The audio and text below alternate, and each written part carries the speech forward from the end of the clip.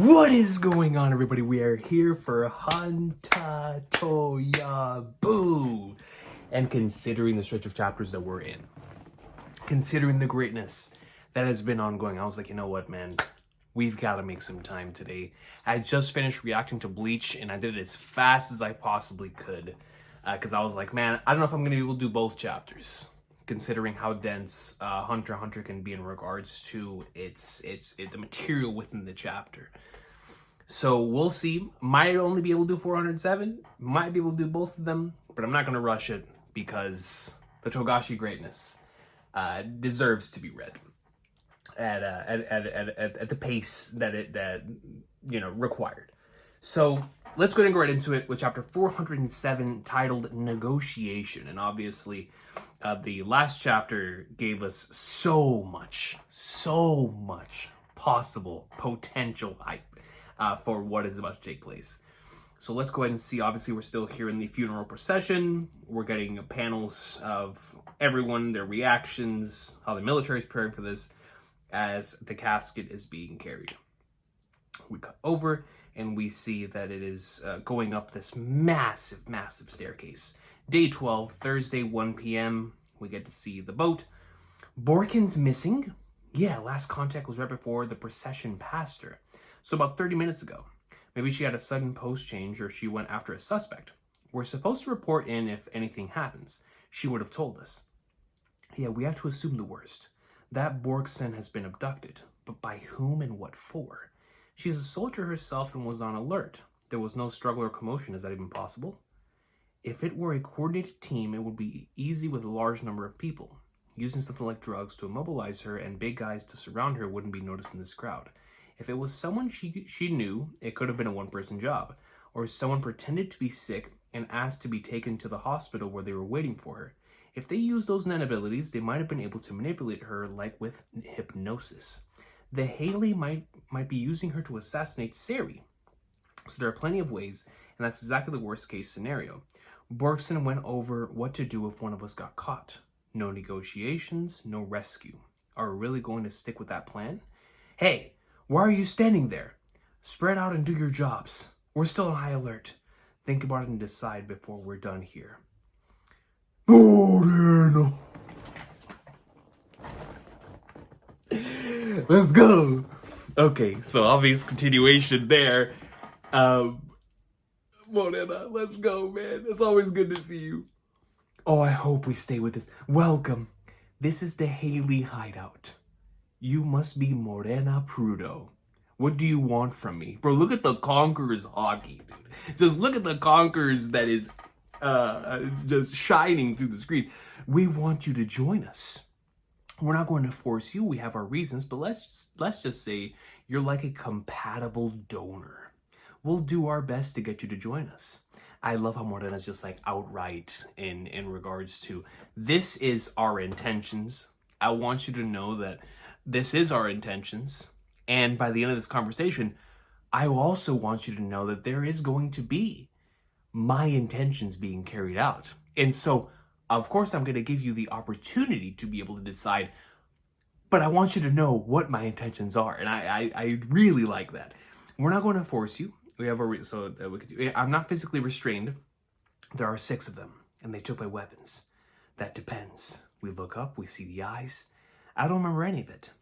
It couldn't have been a normal abduction. They used some kind of power I don't know about. I can't answer right away. Nen? Not making any rash decisions is wise, but please understand that the more we tell you, the harder it is for us to back out. Is that a threat? Is it? Take it however you'd like. Up to interpretation. I can't tell you why, but the risk increases for both sides the longer this takes. Whose fault is that? That's fair. Don't expect a balanced perspective from a crime syndicate. So true. We can do this We can do this quickly while also giving you a chance to get what you want. This is my first and only compromise. Let's decide with a negotiation game. Oh, I gotta save that panel, dude.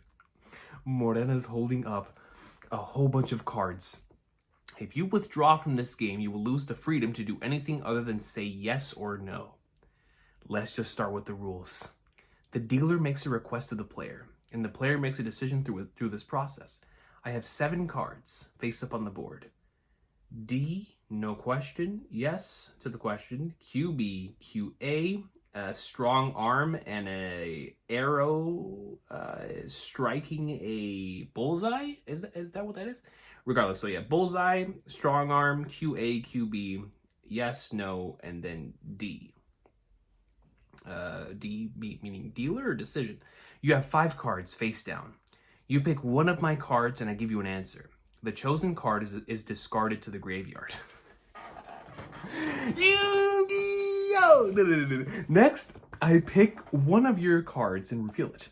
That card is also discarded. We repeat, and the last of your cards remaining is your answer to our request. Interesting. Let me guess, I have 4 yes and 1 no. Turn them over from the left. Yes, no. What's this? R? Uno reverse? Return. You can return one card of your choice from your graveyard to your board. If return is your last card, you can use it to retrieve the card of your choice to be your response. The Joker card. The Joker can turn into yes or no. If this is your last card, you can also make a choice. So it would be like a choice card in Uno as well, the wild card. In form only. What do you mean? You just said you'd take away my freedom to do anything besides say yes or no if I refuse to play. That means you won't let me leave until I say yes, right? What's the point of playing this game at all? Turn over the next one. An X. X is neither yes or no. It means you don't have to make a decision. If this card is my last, I can void the game itself. That's right. If the X card remains, you can walk out of here without saying yes or no. You won't seek to renegotiate later, of course. I promise you. But if any other card forces you to decide yes or no, you will take full responsibility for the consequences of your answer. Do you understand? Card games with stakes, man. This is what we live for. You haven't gone over half the rules yet, have you? How could I answer? Even just with these rules, it's clear the system stacks the odds against me. At first glance, the yes card, where I would do as she asks, is only 1 out of 5. That makes it seem like I have more chances to refuse or leave the game, creating the illusion that the player is advantaged. This is the first trap. The yes card, if this is the last to remain, I'll have to join her. That means I'll have to obey all the rules they add later, and it means a complete defeat. But no is actually not different from yes. It pretends to be my friend, but no will bear its fangs as soon as the game begins. It depends on the explanations of the yes and no cards. She'll explain all sorts of horrible things that would happen to me if I say no. This will keep going until I decide that saying yes is better. So no and Joker are pointless. My real cards are return and X. 2 out of 5, 40% isn't such bad odds considering the situation. Well, that's the second trap. No matter how many cards are good for me, none of it actually matters. As long as the game entails her picking my cards, they can cheat all they want. Okay, then I'll explain my cards. And the third trap is the worst. The aim card. So that's the bullseye. If you pick this card, I'll explain my goals. What we're trying to do by inviting you here and recruiting you. I'll try to be as concise as I can, but if you have any questions pertaining to my goals, I'll provide additional information. Next is the power card. If you pick this card, I'll explain my ability. Although it might go over your head a little bit, I'll tell you only the truth without hiding anything. I'll go into as much detail as you want until you understand. But again, the longer this takes, the more risk to both of us. I might have to talk pretty quickly. QA. Question A. I'll answer as many questions as you have as many times as you want, except anything about my goals or my ability. If you want to know about those things, use these cards. And my answers to your questions will only be in the form of yes or yes and no. Dude, we're creating a whole card game here. If you want more detail regarding an answer I gave to one of your questions, you'll have to pick the question B card on a later turn. I'll explain in greater depth until it's cleared up, but only about one question, and it must be the last question you ask during the question round. So be careful when you bring the question around to a close. All right, I don't need to hear yes or no answers. I'll be able to tell through her tone and nonverbal cues. There's something I need to confirm about the way you answer. May I try it out now? Go ahead. You will not cheat within the game at any point. Yes or no? And we see all of them immediately. Negative questions can create the potential for misunderstandings. It's quite important to clear up any confusion beforehand. When answering a negative question such as "you haven't done it," there are cultures that reply "yes, I have not." Interesting. Usually the person answers for themselves, and yes and no are absolute terms. Thus, "no, I have not." But for some reason, these people focus on the questioner's perspective and answer yes, meaning "you are correct" or "I agree with you." Maybe it's an old hierarchy mindset or the philosophy of selfless hospitality. In some dialects, the reflexive pronoun self gets used in second-person context, as if they're stepping into the other's shoes. Crazy, huh, Yokotani? Sorry, I don't even realize I do that. It looks like this game works as an initiation when soliciting new members and an interview. Morena uses this exchange to observe the subject, to examine their personality, intelligence, and to judge whether they're compatible for her team. What a way to do that. Your answer? No, I will not cheat. I'm answering from my perspective. Does that work for you? Yes. Dude, Morena's aura, man. I feel so much anger from her. What in the world is she so angry about? Dude, she wants to destroy the world, bro. What isn't she angry about? Now, as for the yes and no cards, she won't cheat. It's obvious she has absolute control simply by looking at her and her cronies.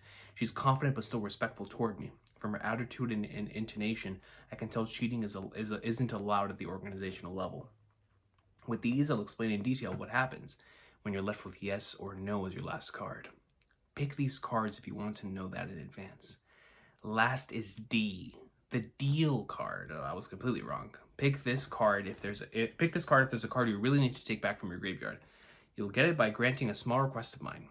Once you hear what it is, you don't have to do it if you don't have to do it if you think you can't.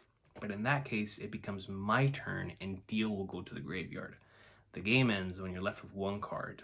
So your last chance to use this card is when you're down to 2 cards. There, I've explained all the card rules. Now, will you decide whether you'll play the game? I will under one condition. What's that? I'll decide which card you'll pick of my face-down cards, if that's okay with you. Sure, that's happened before, and I'll take care of the shuffling, right? Now let's begin. Dude, this feels like the volleyball match. You know what I'm saying? This feels like the volleyball match with Razor, when we have a volleyball game with very specific details.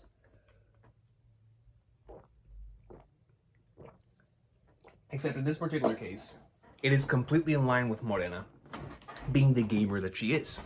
And we have to go to the next chapter. Let me see what time is it. We're good. Next chapter. I really want to see where this goes.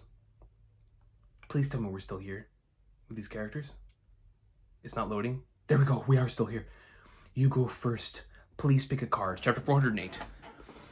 Please pick a card. Negotiation Part 2. And the bullseye gets picked right off the bat. Negotiation game begin. The aim card. Why did you pick this one? What? Chit chat is allowed? Then I'll go for it, but there's no penalty, is there? Of course, it's all right. We might as well get to know each other. Look at the face. See, are there others? Maybe 50 in all? Heh, nice try. They're not going to talk. There are others, but no more questions. Use the card if there's something you want to ask. I picked aim to help me decide, obviously. Fine, I won't answer any more of your questions either. Oh, that's sad. All right, if you answer one question, you can ask me one question too. Thank you. So less than 50 of them. They didn't stiffen up and the response was quick. So my guess wasn't even close, probably about half that. My goal is the destruction of Kaiken.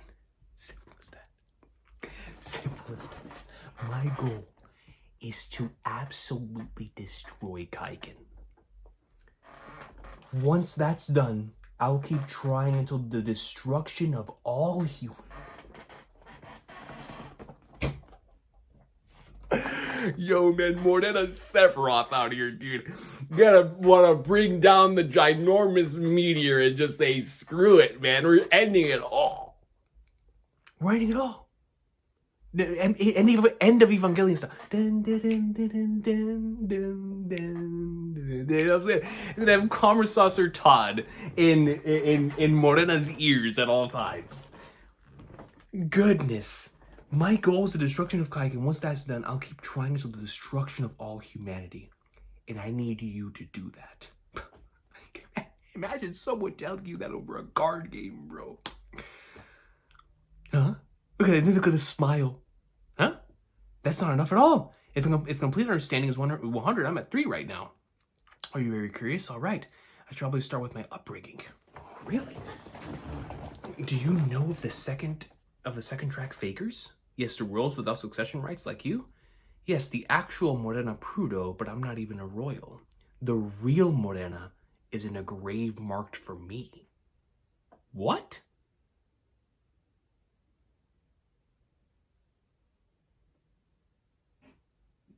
Do you know the second track fakers? The royals without succession rights like you. Yes, the actual Morena Prudo, but I'm not even a royal. The real Morena is in a grave marked for me. What then? Who are you? The Carne Levare en Lese Majesté. Majesté's Majesty. That should give you an idea. You're a carnival orphan. Carne Levare, literally farewell to the flesh. A carnival for the Kaiken royal family held once every few years. The royal family travels incognito to a randomly select village and holds a feast, in quotation marks. Every single villager is sorted on the spot as an entertainer or other. Sort of like a selection process. Lese Majesté, an offense against the crown punishable by death before modern times. Crimes even included lower-ranking officials speaking frankly and civilians looking royal in the face, even in present day. Post-democratization, contraception, abortion, and genetic testing of royals are considered treasonous acts against the prosperity of royal descendants and are immediately punishable by death. My mother was forced to entertain. Of course. My mother was forced to entertain the royals for several days without rest or sleep. A bunch of sickos. She was unable to even be aware that she'd become pregnant or given birth to me, and finally died when I was 2 years old. All carnival orphans were scarred at birth and sent to an institution, a base of operations for a human trafficking organization run by Haley and affiliated with the underground hospital that treated the mothers. Here, we were scientifically sorted into second track fakers or flesh, and I was categorized as flesh. For the next 20 or so years as flesh, you get the idea. Recently, I was fortunate to become the boss of Haley. Sweet mother of flagnards, man. While I fulfilled my role as flesh, I discovered a certain talent of mine and honed it bit by bit. And here I'm assuming that we're seeing Morena before, of course, we got to meet her. That's my ability, which served as a catalyst for which I came to plot Kaiken's demise. The Carne Levare is held irregularly. Organs are classified according to the last 2 digits of the Kaiken calendar, and I'm year 98. Over the 20 years before I became the Haley boss, there have been 7 batches of carnival children.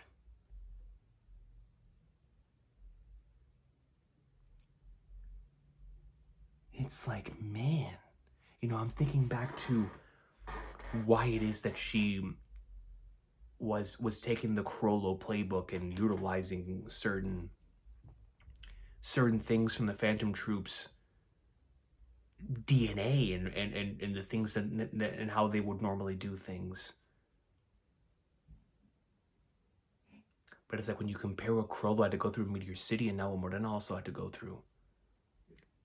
It's like, is she trying to ensure that all those individuals have a safe place to go back to? The most recent batch of orphans is year 20, last year's, meaning the last carnival was held 2 years ago, the year after the democratization commemoration celebration. Do you understand? Kaiken hasn't changed at all, and it won't change ever. This is the general framework from which my desire to destroy Kaiken grew. She said, if the cycle's going to continue anyway, I'm going to end it myself. If no one is going to help my people, I'm going to end it all. That's it. I refuse to allow anyone else to go through what I went through. And if that means destroying everything, then so be it. So be it. Morena, man. I need people to help me achieve my goal. And of course, here we see the other members of Haley, each with special abilities. And the one whose ability will fill the most critical role is you. And that's why we invited you here today, and why we're trying to recruit you. How do you know it's me? I can't answer that with this card. And that's it for this one. Shuffles. Okay, please slide a card toward me and flip it over. The Joker.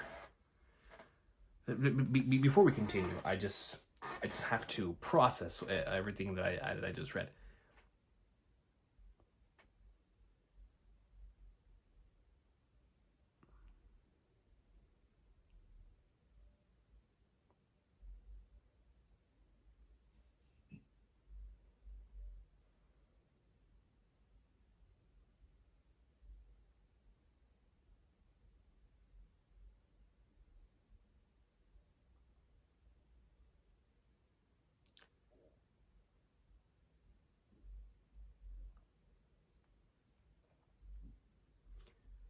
What a way of going about this. I was not expecting us to get the Morena, the intentions behind what it is that she's doing this early on. But now I think I understand why we're doing this. Because now that Krollo's backstory has been revealed, and now that this piece of Morena's upbringing has also been revealed, with these characters now placed in a situation where anyone can go at any moment, I'm sure Togashi wants us to see Morena as of course, not only just a valuable piece within this entire succession war, and obviously with these intentions, but with the backstory in particular. Now that we know this, it's like the character can also leave the playing ground at any moment. And so, what a genius way of going about that within a card game, to showcase not only the brilliance of this character and the survival instincts that of course would allow somebody to be able to last in for such a prolonged period of time, and the reasoning why they have such incredible survival instincts. But now we've also opened up the door for what happens after this, and what could happen after this. That no one is safe.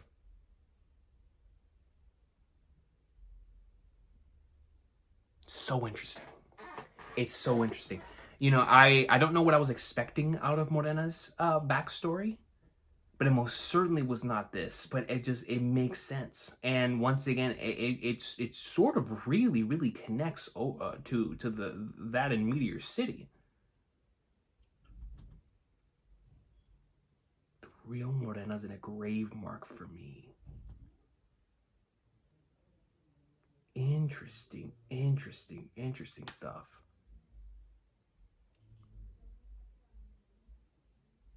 What a fascinating chapter. So we continue with the Joker card here. The Joker, yes and no are no different to me. So this card has practically no effect on me. Discard the Joker and pick the next card, the Power card. Wow, is Morena blushing? You're asking about me twice in a row. I'm flattered. I'll try to explain as clearly as I can. I can't blame. Have you ever heard about Nen? Only recently. I don't know how much of what I've heard is right. It's basically a superpower, and it's supposedly being used in the succession battle. That's correct, as a general understanding. It's true, it's like a superpower, but anyone can learn it with training. And there are also abilities that can awaken people to Nen. My ability includes that aspect. So you don't need to train a long time. I see. Then could you tell me what your ability is? Yes, to put simply, my ability is to give abilities to those with the same goals as me, and to spread that circle. My ability is to give abilities to those with the same goal as me. She has like the picture perfect coach ability. Like, she has the greatest coach ability that you could ever have. Specifically only to those who have the same goal as her, though, which is a very, very key component. I am the dealer or mater, as it were, with a maximum of 22 players, literal coach, or children. Once they earn enough points, they can also become a parent to themselves and produce more children, so then it becomes like a never-ending tree. Rather like a pyramid scheme, I listen to each of their goals, consider their attributes, and assist and support the development of their abilities. It's like, that honestly, it's one of my favorite Nen abilities, just off of concept alone, not only because of my love for video games, but also because that just truly feels like such a helpful ability to be able to connect and help others in a unique and specific vision that will allow like the rest of the company to grow, thinking from a business standpoint, but even from like a team standpoint, where they're building a sports team or a team in content creation, whatever the case may be. It feels like something that could work in anything. It's a universal type of ability that can work in any situation, whether it be for survival or for triumph. I'm really, really fascinated, especially with the development of their abilities. Morena in particular being like, I listen to their goals. I listen to what they want to do, kind of like a job interview. And then based on that, I will consider their attributes, and then I will want to assist and support them in the development of that, and push them in the right direction. Coach Morena, yo, how cunning. To be honest, aim and ability. The structure of the explanations is such that no matter which is picked first, you want to hear the other. If I had picked ability first, you wouldn't go any farther than this. I rather, don't want Kaiken to cease to exist. Duty, responsibility, national defense, none of it means much to me. Oh, each isn't to destroy Kaiken? What a fascinating response. I was going to float through the rest of the hopefully long life ahead of me. It's unnerving to have someone else's big ambition suddenly waltz in and mess all that up. I don't need it. It's like you have somebody else whose ambition is swallowing up your own, and you have to make the decision on whether your vision lines up with theirs. So now we're getting the other individual's backstory. I was in military school since before I can remember. Trails of Gold Steel? And I was taught that my duty was defending the country's safety, as long as war doesn't break out during my lifetime, right? Fortunately, I was smart enough to squeak into officer training school. We had to risk our lives to listen to pop songs from rival countries. A few months after their release, but learning about the untouchable outside world was a normal part of our high school curriculum. We have the worst flood control in the world, yet we rank highest in manufacture of man-made particles that linger in the stratosphere and information processing. Throughput, that's the kind of country I live in, but it's still home, and all I wanted was to have a modest, ordinary life in my own little corner. Oh, probably somewhere in between middle prep school instructor, military prep school instructor. My boy Reed in the boonies, and I don't know, Secretary number 4 for the General Affairs Office, Deputy Director at the National Defense Agency. I don't want any of this. Beyond the tarot. Things turned iffy when Beyond, or whoever pledged to go to the new continent. And now we're talking about superpowers and destroying humanity. Destroying Kaiken is my own personal small goal. It's a clash of just ambitious individuals, bro. Destroying Kaiken is my own personal small goal. I feel sorry for you, I really do. The larger goal we have in common here is killing people in general.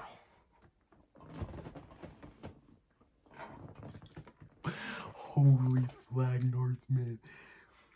Either directly or indirectly. We all have different reasons and circumstances, targets and quotas, and those are our own small goals. But even if I wanted someone in my life to go away, I never considered murder as an option. I'm glad I found out that you're an honest person and that I can't relate at all to your goals.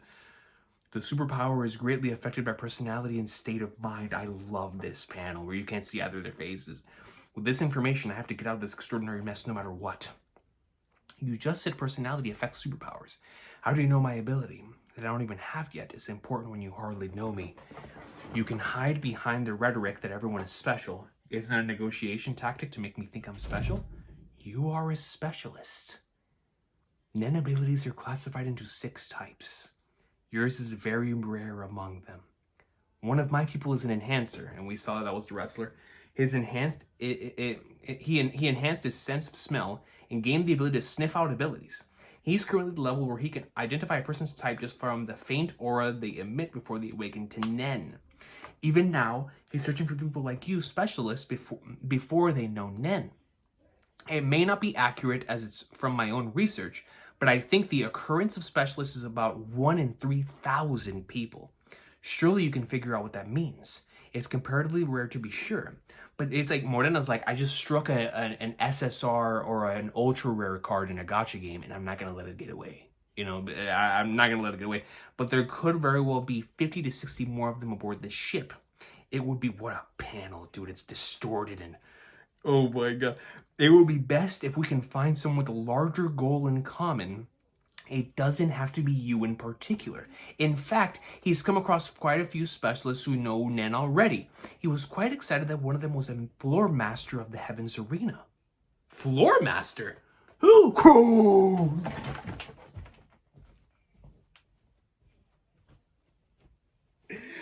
Get out, man! Get out of here, dude! We see Crollo in the cut. That's what I mean by your risk increasing the longer this takes. That's it for explaining abilities. I want to hear a bit more about specialists. Specifically, what kind of ability you'd have me acquire. That's closely related to the yes and no cards. I'll explain about specialists, but put very simply, it's just very, very useful. There are some practical limitations for the other types. Transmuters, for example, have a hard time learning manipulative abilities, but specialists have none of that.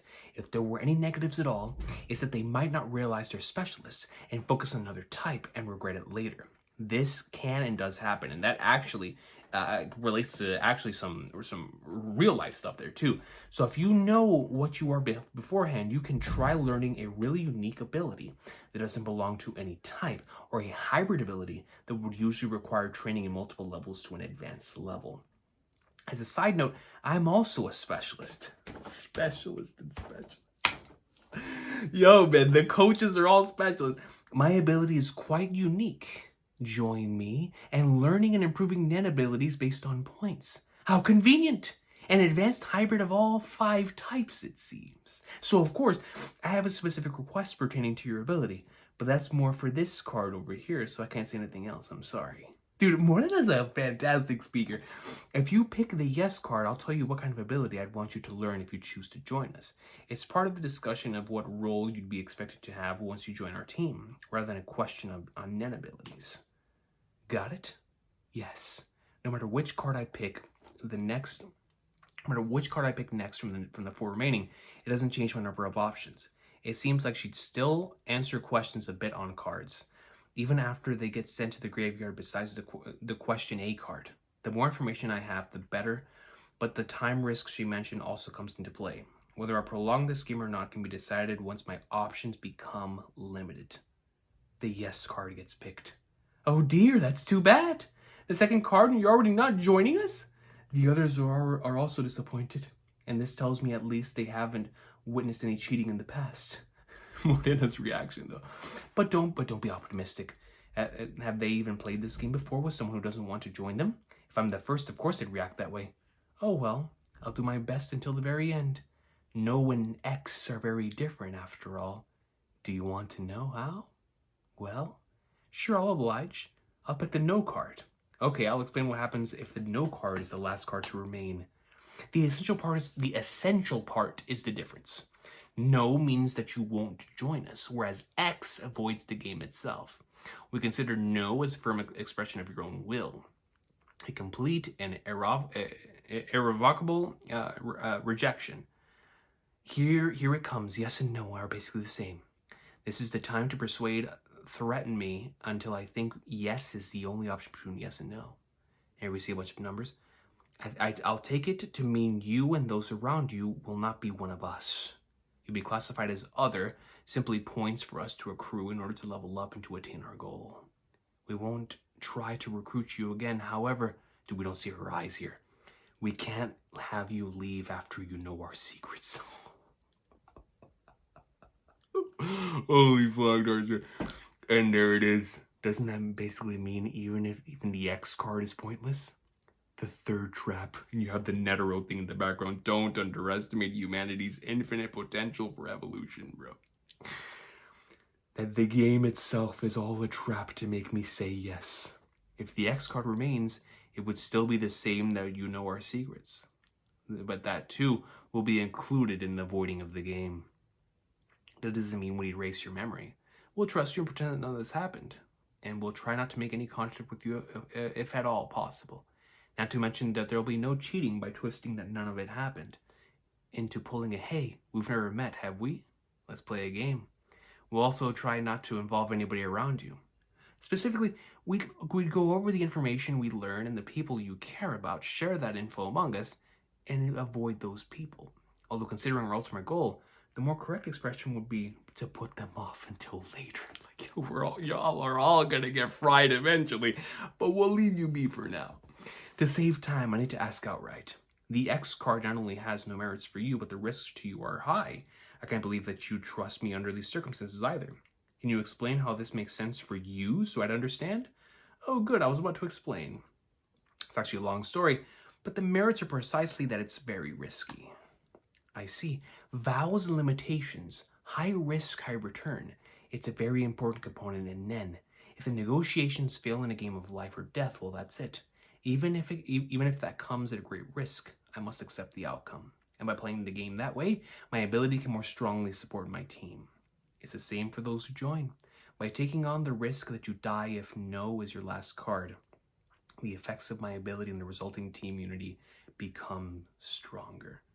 Makes so much sense. Not only in regards to the thematics of this arc, post-mortem Nen, as well as how death as a concept can sort of allow people to evolve, utilizing their Nen, but also for a cause, right? And having it's the specific leveling up of abilities and or Morena's ability in particular being as effective as it is. It's like popping a super hyper XP boost in a game based on someone's desire to want to level up for a specific cause. And I think that's so interesting. That didn't upset you much? Wonderful. Well, I knew it was coming, and I guess it doesn't feel real yet. Oh, it'll feel quite real when you're down to 2 cards. I know. Like, oh, it's gonna feel real, all right? Go on. The X. Now the cards I have left are No Death and Return Survival. Holy flagnards. We see Beep Beep. They both look shook. Krulu? Special martial law. Oh, snap. The special martial law has been declared. This is not a drill. I repeat, this is not a drill. It's about to pop off. It's about to pop off. And that's how you win the chapter. So that's why we got the Morena backstory. Oh, man, dude, what a chapter. What a chapter. These 2 chapters solidified this. This is for sure my favorite batch in the Dark Continent so far. As someone who loves card games and loves how Yoshihiro Togashifies his games and puts them into. As a matter of fact, I've been playing through Dragon Quest III HD 2D Remake, and seeing the influence that has had on Hunter x Hunter firsthand has been super, super cool. But Togashi is somebody who wears his inspirations on his sleeves and grabs as much from all the different things that he loves and enjoys. But we all know how much he's into games. I mean, look at Greed Island, right? How he was able to create his own game within his manga. But now we have a situation where he's created another card game that is utilized for these purposes that fall completely in line with the personality of the individual who's dealing this in Morena. And it causes for such an immersive encounter, but also something that truly feels in line with what we're seeing here in the session, where it does not feel out of line in regards to tone and or anything in regards to where we're currently going with. As a matter of fact, it just ups the ante. It feels like it has true stakes for what we're seeing here. And now that we end the chapter on the martial law thing, I have no idea how we're going to end next chapter. No idea how are we even going to begin next chapter. So exciting stuff. What a better way to end off an 8th chapter that's about to finish off a volume with the following 2 chapters than to have something like this. Now we already know next chapter is going to be crazy. And considering the stuff that's happening with Benjamin and the other stuff that's happening with Grollo and the troop and then Hisoka, it's like anything pop off crop. You guys like, yo. But Morena continues to be one of the most fascinating and best parts about this arc. And now that we understand why it is that she wants to do the things that she wants to do and why she wants to destroy everything, it puts many different things into perspective, as well as why this ability is done in the way that it is. I'm so fascinated by any time that Togashi utilizes video games and or the concept of video games, and Greed Island being used as like an immersive escape that of course brings them back into reality before heading into Chimera, and all the different things that are within that section of the story, and how many different people have different ways of looking at games, whether it be for the escape or for utilizing it in order to make money or to find a super rare item within it. There's multiple different reasons why people play video games and or why people don't play video games, and he's explored that throughout the course of this story. But with Morena in particular, and as an individual who has this ability, now that we understand the reasoning behind that, it fascinates me to no end, because you have someone who's at the top of the food chain, a boss, who's been given the ability, who's grown the ability to be not only as a leader to be able to listen to others and then give them the necessary tools to be able to then craft their own thing as the tree continues to move on. It endlessly fascinates me as like a management simulator done within a character, and like the amount of love that the character has for this particular for the cause that they've created, and how they've allowed or how they forced and or have asked others to buy into that very same vision. That allows the game to move in the way that it does, and forces the leveling up system to happen in the way that it does. It's just so cool, and I appreciate the grinding nature that we've seen throughout the course of the arc with like the other characters and how they've been leveling up their abilities. It's just so cool, man. And like I said, as someone who really loves video games and I love Togashi's interpretation of games, I just think this is such a great way to see that within a character, and how they then explore that through their own story, and how we explore that thematically and things of that nature. I just really like it, man. I like these 2 chapters so much, and Morena continues to be a shining star in this arc, man. Truly, I'm in awe. I'm enamored by this character. I can't wait. Like, her and Terror Sandwich are definitely the favorites out of the new batch, obviously, out of the characters that we've met in this particular stretch of chapters since the beginning of the Dark Continent arc. Because obviously I'm a massive Crollo fan, and I love Hisoka as well, and Kurapika. So those will always be like in my heart, and Jing and beyond, and all of the legends, Paris and all of the legends. But I think out of the characters introduced in this arc, Terror Sandwich and Morena stick out to me so much for different reasons, but sort of in a similar type of, I can't wait to see what you do. And the more that I find out about them, the more I end up loving them as characters. It's like the more we unravel the pieces of the onion and the pieces of the mystery that are these characters, the more you just either want to see what happens with them next, or you just want to see more of their on-screen presence. And that's how I feel about Morena, man. What a character. What a great chapter. And card games are the best, man. Card games are the best, dude. I will see y'all next time. Thank you so much for watching. Take care. Let me know anything that I may have misinterpreted, or that you believe I have missed out in this chapter, or any comments on anything that have happened in these 2 chapters that will, of course, enhance the experience. So I will see y'all hopefully next week for some more Hanta Toyabu. Thank you so much for being patient with me. Take care. More than a greatness, man.